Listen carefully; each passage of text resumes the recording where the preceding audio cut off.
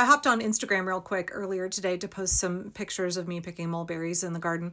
And, Instagram Reels algorithm is like a complete disaster. You can't search for anything. And it's always a crapshoot what you're going to see. So even though the algorithm is crap, I do get a lot of farming videos and farm workers' rights videos. Oh, I have a poodle coming to visit me, as well as knitting videos. And lately it's been a lot of ice raid videos. And I appreciate folks documenting that and sharing that with the world, because we don't see a lot of that on broadcast TV.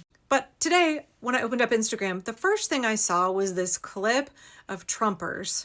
And I saw it and I was like, I'm not sure when this was filmed, but boy, oh boy, it's really, it's aged interestingly considering the last week. Current so-called president of the United States called Trump supporters garbage.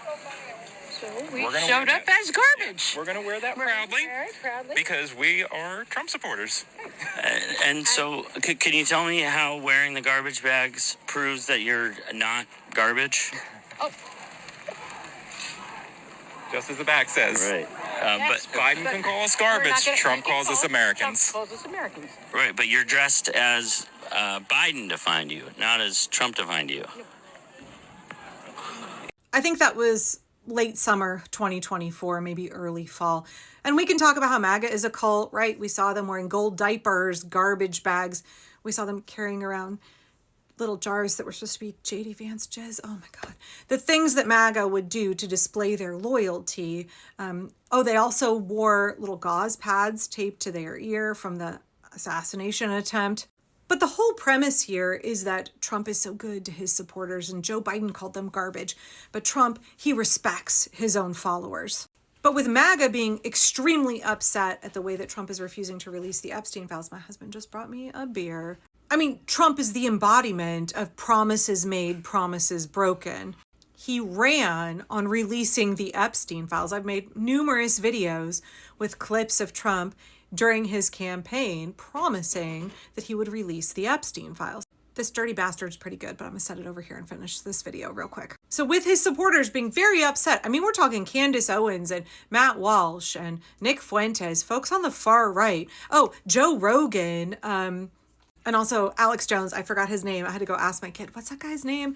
Who was always hawking his herbal supplements and it talks in that horrible gravelly voice, Alex Jones. He had a meltdown over the Epstein files. And of course, so did rank and file MAGA. They were not happy with Trump. They tweeted at him or made posts at him all over his failing social media platform, Truth Social. Just going to keep reminding folks that Trump is not a skilled businessman. He has lost business after business, and Truth Social has lost half its value since the election. That's why he's pivoting to Bitcoin and crypto and whatever, because Truth Social is about to become a penny stock. Anyway, in response to his own supporters crashing out at the way he is failing to deliver on his promises, at the way he is fracturing their cult-like adoration of him, he called them stupid, he called them weaklings, and said, I don't want your support anymore. He also said that MAGA had been conned by the radical left into believing the Epstein hoax, the same hoax for which Ghislaine Maxwell went to prison, the same hoax which Trump campaigned on as if it were true.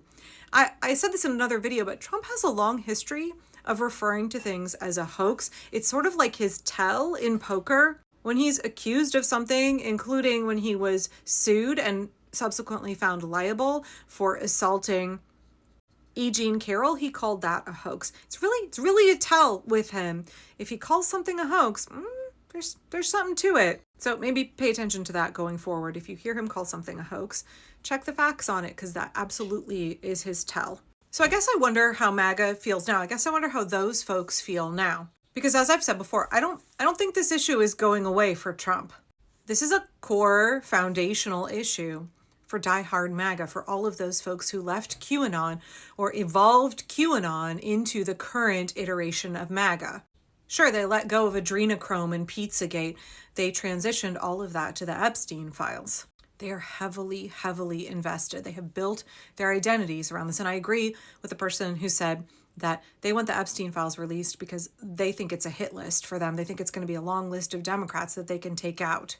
Trump has stoked this flame for years, insinuating that Bill and Hillary Clinton are on the list, and that he was going to expose and purge the deep state by revealing the names on this list. Again, there's so many maladaptive things about MAGA. I don't want to always say everything's a kink, but I do think that there's a way that they are like happy with, it's more than tolerating, but they're happy with being insulted by him. They didn't complain when he called them uneducated.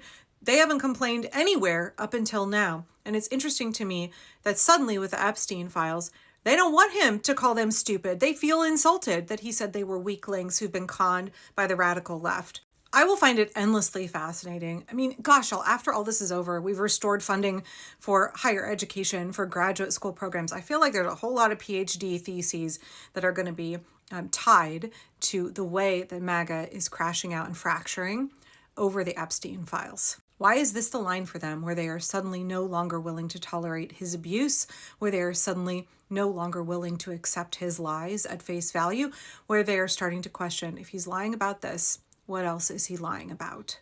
Again, fascinating. And also, how can we use this to our advantage? How can we leverage this going forward?